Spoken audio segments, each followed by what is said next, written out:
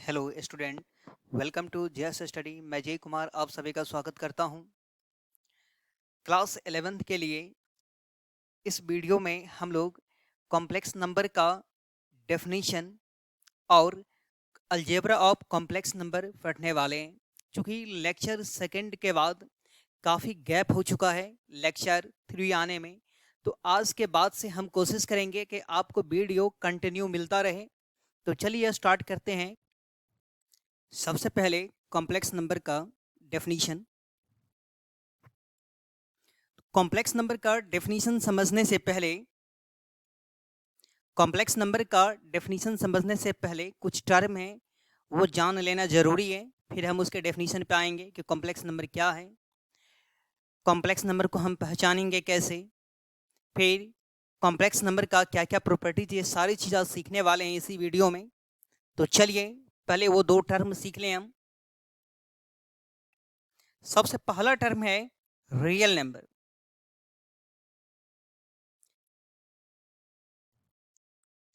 जिसे हम लेक्चर 1 में देख चुके हैं। और सेकंड टर्म है इमेजिनरी नंबर।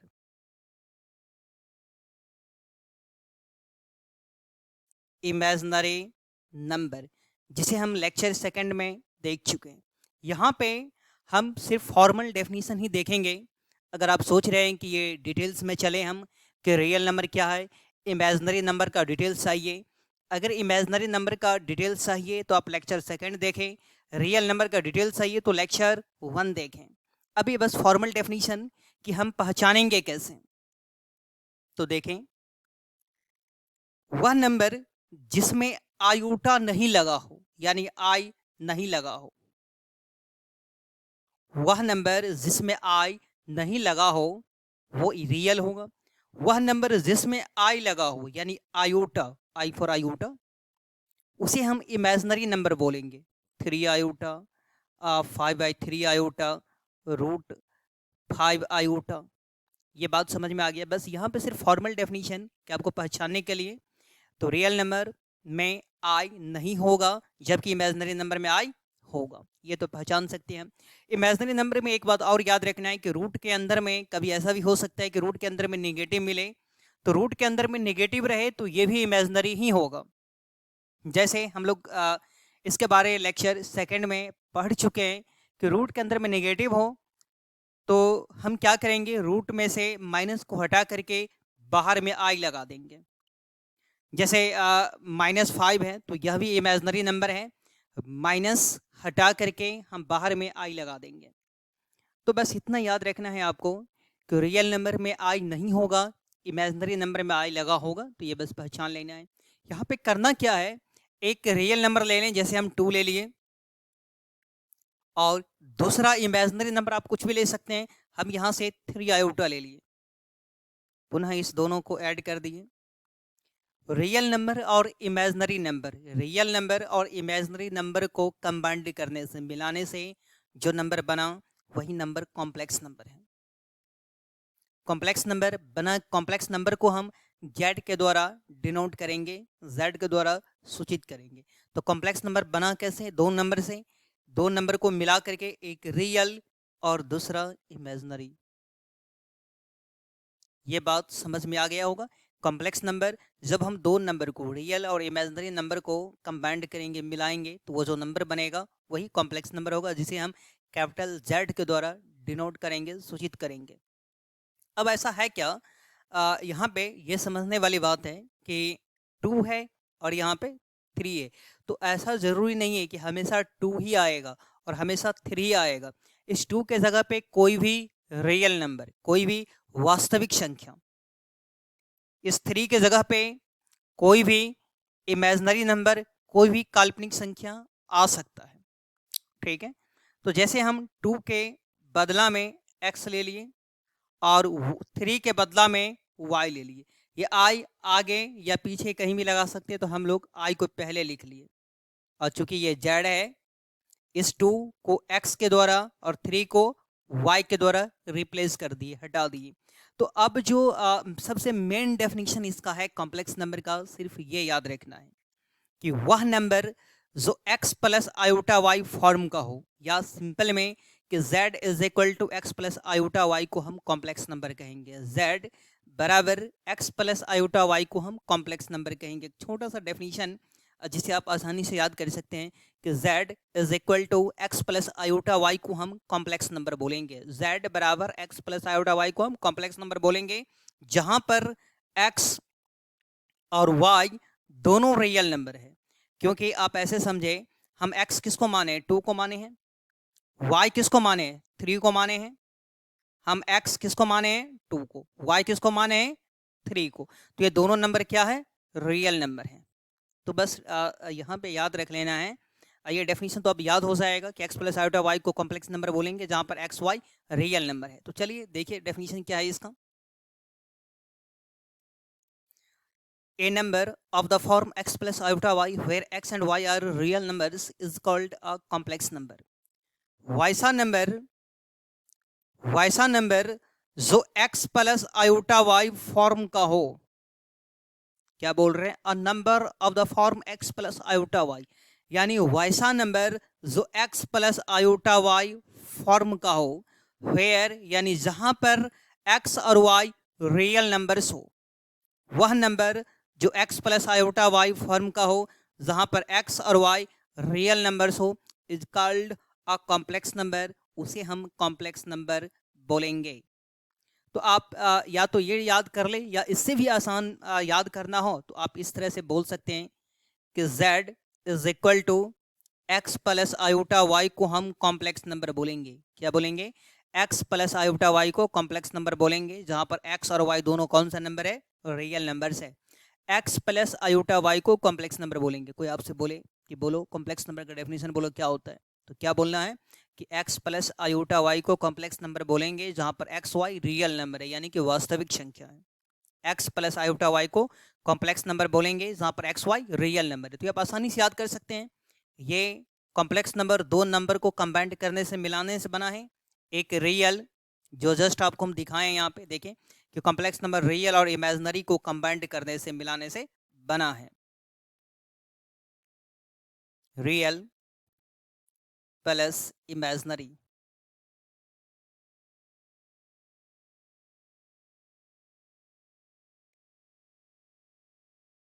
रियल और इमेजिनरी, हम इसे फुल फॉर्म पूरा पूरा लिख लें।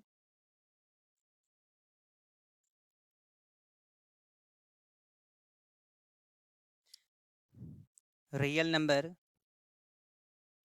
Plus imaginary number.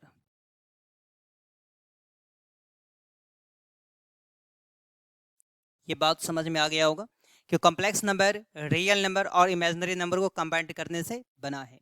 यहाँ पे कुछ बात और सीखने वाली है। ये जो x है, इस x को हम रियल पार्ट ऑफ z बोलते हैं, यानी यह z का वास्तविक भाग। इस y को इमेजिनरी पार्ट ऑफ z बोलते हैं। फिर से आप ऐसे समझे, ये चूंकि एक्चुअली में ये रियल नंबर है यानी वास्तविक संख्या है, और ये आयोटा y जो है, पूरे आयोटा मिला करके आयोटा y यह एक इमेजिनरी नंबर है। यह एक रियल नंबर है और यह इमेजिनरी नंबर है। x किस में शामिल हुआ, रियल के साथ आ गया। y किसके साथ आ गया, इमेजिनरी के साथ आ गया। x रियल के साथ आ गया, y इमेजिनरी के साथ आ गया। इसलिए x को बोलेंगे वास्तविक भाग, रियल पार्ट, और y को बोलेंगे काल्पनिक भाग, इमेजिनरी पार्ट। चूंकि x रियल के साथ आया है इसलिए रियल पार्ट, y इमेजिनरी के साथ आया है इसलिए imaginary part. Real part, imaginary part, वास्तविक भाग, काल्पनिक भाग। ठीक है, यानी x को हम बोलेंगे real part,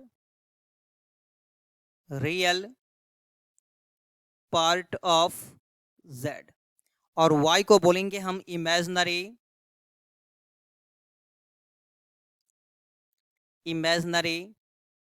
part of z।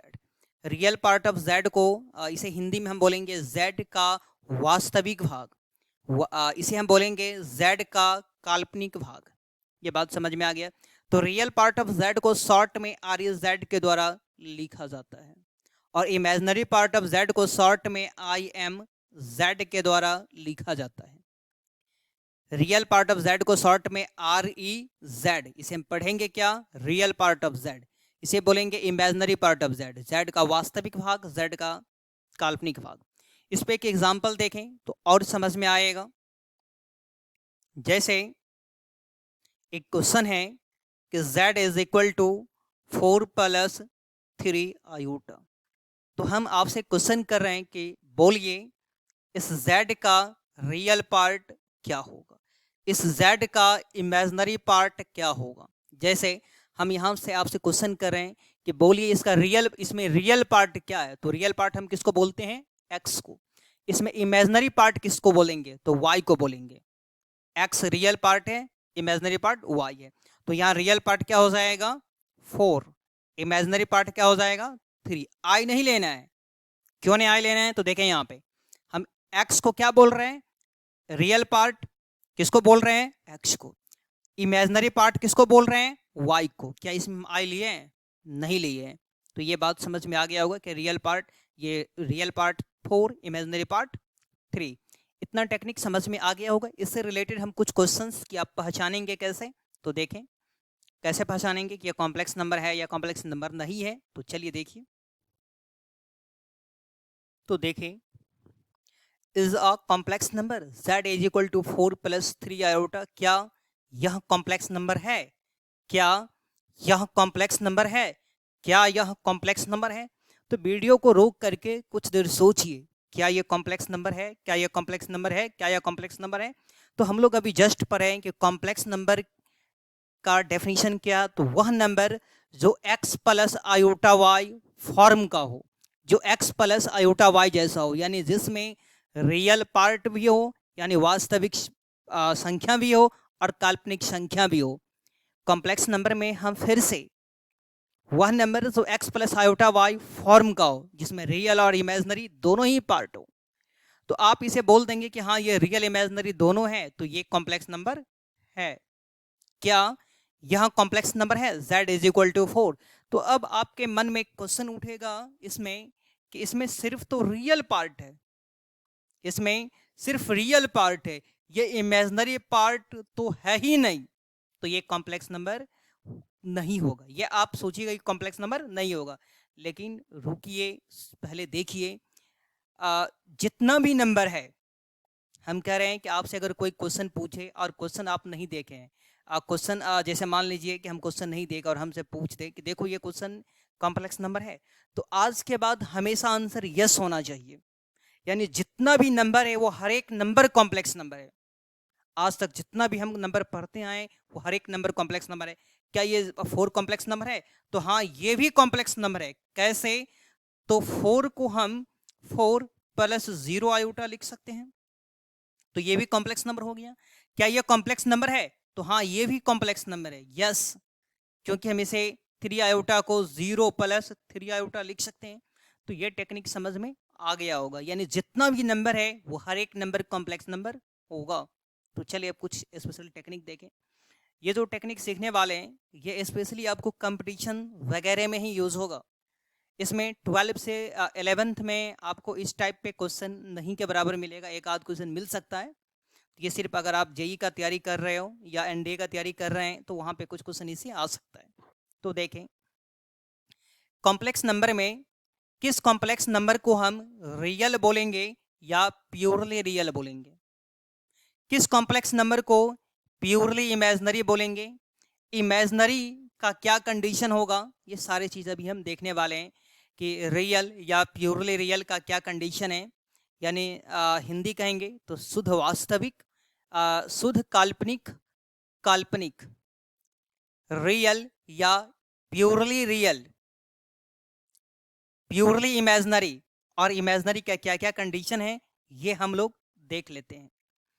तो किसी भी कॉम्प्लेक्स नंबर को एक बात और यहाँ पे ध्यान से देखें, रियल और प्योरली रियल ये दोनों सेम वर्ड है। या तो आपसे रियल बोले या प्योरली रियल बोले तो दोनों एक ही होगा।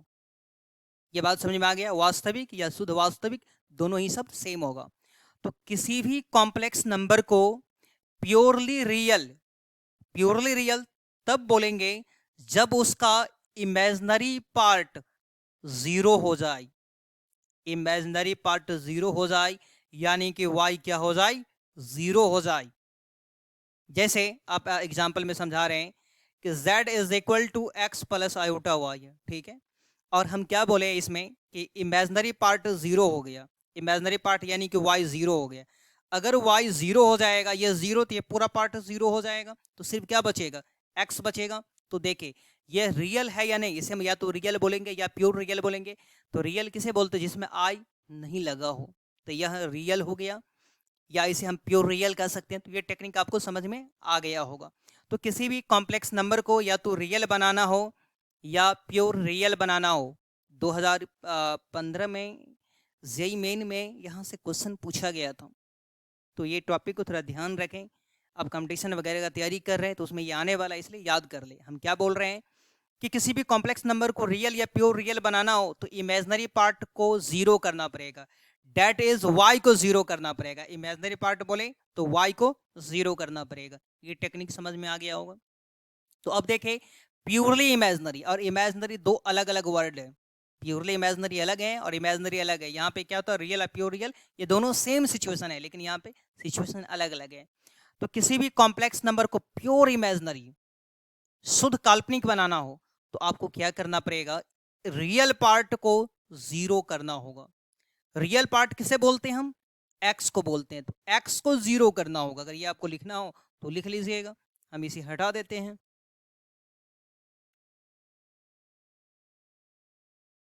क्या बोले कि किसी भी कॉम्प्लेक्स नंबर को प्योर इमेजनरी बनाना हो, किसी भी कॉम्प्लेक्स नंबर को क्या बनाना हो, प्योर इमेजनरी बनाना हो, तो इसके लिए रियल पार्ट को जीरो करना पड़ेगा। रियल पार्ट किसे बोलते हैं, एक्स को, तो एक्स को जीरो करना पड़ेगा। एग्जाम्पल के द्वारा देख लीजिए, जैसे z is equal to x plus iota y है, और हम बोले कि यहाँ पे इस कॉम्प्लेक्स नंबर को आप प्योर इमेजनरी बनाएं। क्या बनाएं, प्योर इमेजनरी। तो प्योर इमेजनरी बनाने के लिए रियल पार्ट को जीरो यानी एक्स को जीरो करना पड़ेगा। तो हमें क्या पुट करना पड़ेगा, यानी x बराबर जीरो रखना पड़ेगा। तो x बराबर जीरो रखेंगे तो सिर्फ क्या बचेगा, z is equal to iota y बचेगा। तो यह इसे हम क्या बोलेंगे कि ये जो नंबर आप देख रहे हैं इसमें i लगा हुआ है, यानी यह क्या हो गया, प्योर इमेजनरी, शुद्ध काल्पनिक। चूंकि इसमें i लगा हुआ है इसलिए बोलेंगे हम प्योर इमेजनरी बोलेंगे, प्योरली इमेजनरी। ये टेक्निक समझ में आ गया। ये समझाने के लिए आपको लिखना हो तो लिख लीजिएगा, इसे हम हटा देते हैं। आपको ये टर्म समझ में आ गया होगा।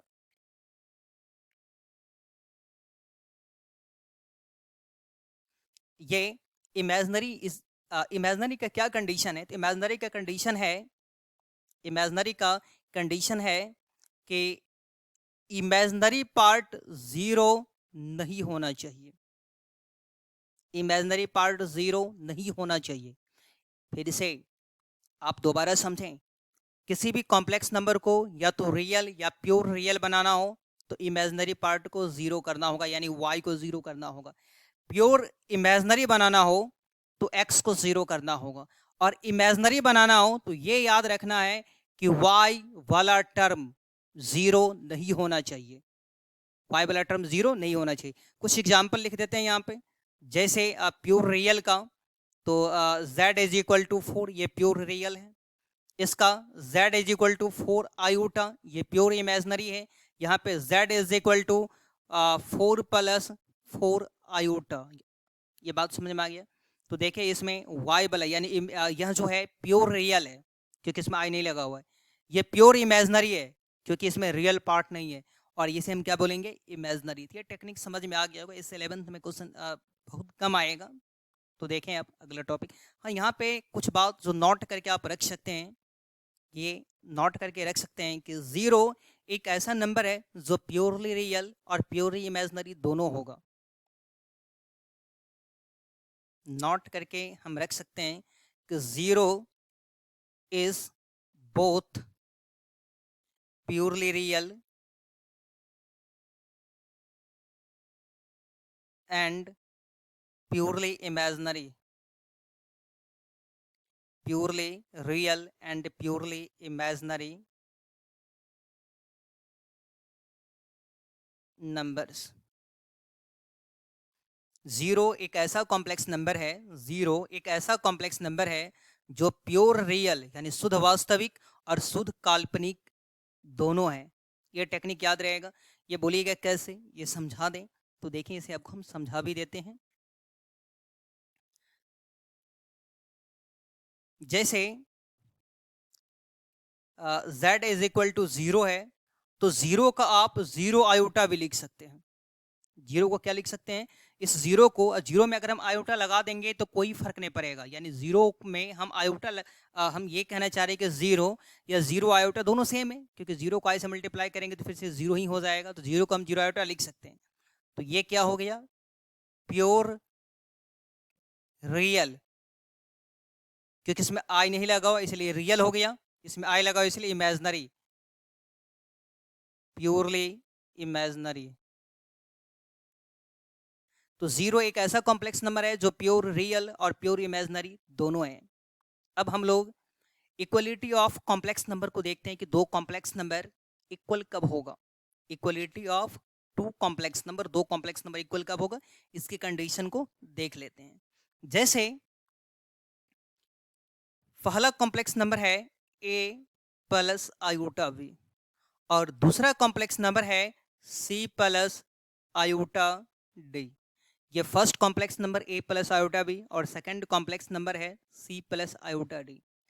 दो कॉम्प्लेक्स नंबर को इक्वल होने के लिए, बराबर होने के लिए एक कंडीशन है, एक शर्त है। वो कंडीशन क्या है तो देखें। दो कॉम्प्लेक्स नंबर बराबर तभी होगा जब रियल पार्ट के बराबर हो, a is equal to c, and imaginary part की इक्वल हो, b is equal to d, b is equal to d। यानी इस दोनों में ऐसे समझे कि आई को दोनों को कैंसिल हो गया, या तो यस सोच सकते हैं, नहीं तो b is equal to d। फिर से दो कॉम्प्लेक्स नंबर इक्वल कब होगा, दो कॉम्प्लेक्स नंबर बराबर कब होगा, तो दो कॉम्प्लेक्स नंबर को इक्वल होने का एक शर्त है।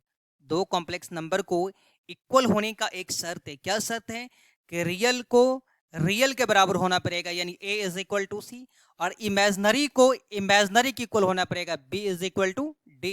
इस पे क्वेश्चन देखें और समझ में आएगा। जैसे क्वेश्चन है यहाँ पे कि x प्लस आयोटा, फिर से क्वेश्चन लिख रहे हैं हम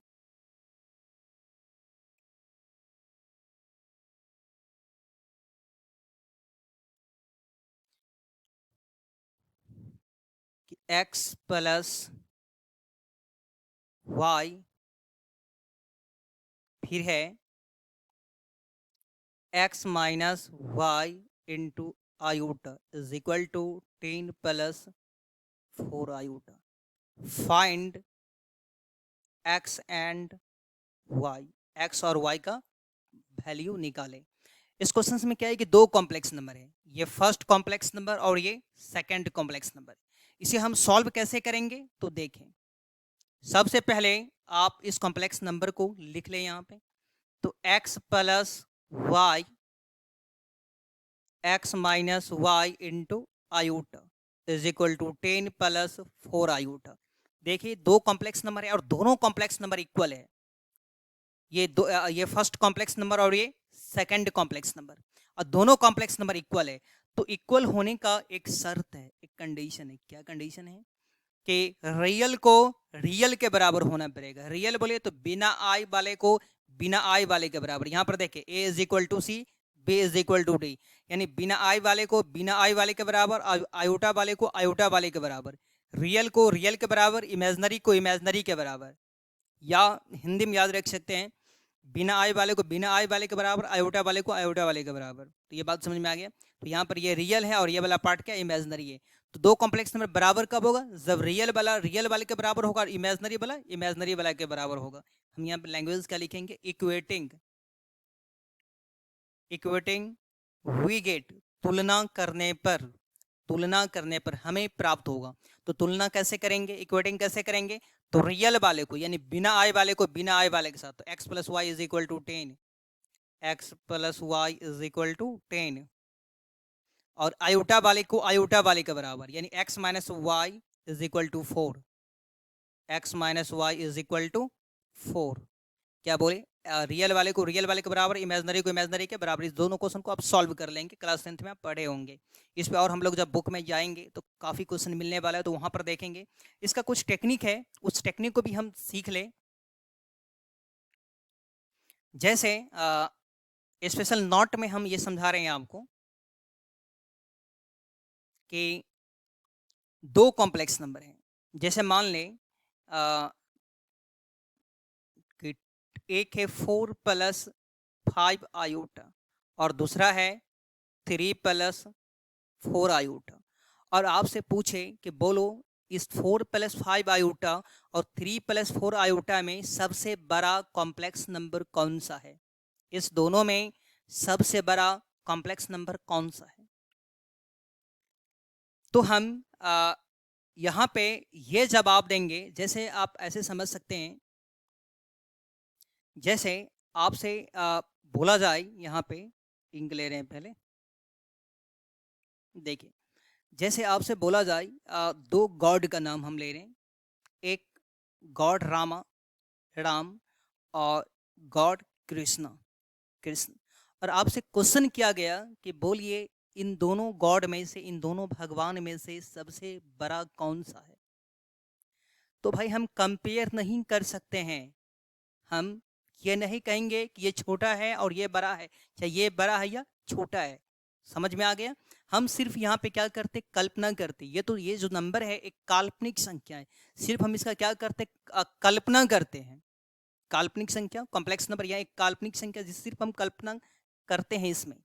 तो हम ये नहीं कहेंगे कि 4 + 5 आयोटा बड़ा है या 3 + 4 आयोटा बड़ा है। हम ये नहीं कहेंगे कि 4 + 5 आयोटा बड़ा है या 3 + 4 आयोटा बड़ा है।